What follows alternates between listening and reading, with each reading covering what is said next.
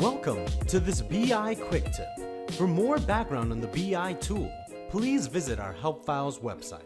In this video, we'll walk you through how to export any of your visual data to Excel in a Power BI dashboard.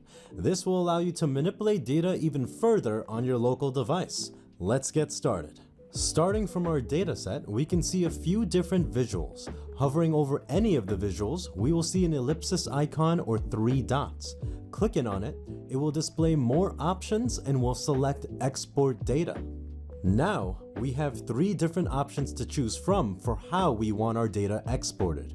Data with the current layout will export your data as shown in the visual. The structure will remain the same, but it won't include visual formatting colors or icons. This is only available for table and matrix visuals.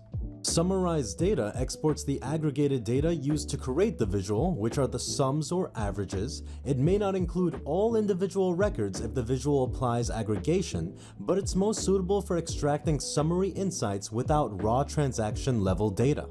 And lastly, we have underlying data, which is generally disabled for most users and only used to see just the raw dataset. If needed, just request access from your administrator. We'll select data with current layout for this scenario and click on Export.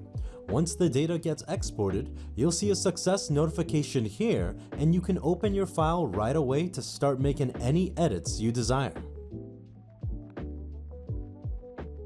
Keep in mind that if you're exporting your data with the Summarized Data option, you can change the file format by clicking here and selecting between XLSX or CSV. Select the option that works best for your needs. And that's it! Now you can analyze, manipulate, and share your data with ease. Remember to choose the export option that best suits your needs, whether it's maintaining the current layout, summarizing the data, or working with the raw dataset. Thank you for watching this video on the BI Quick Tips series. For more information on BI, please visit our Help Files website. Until next time.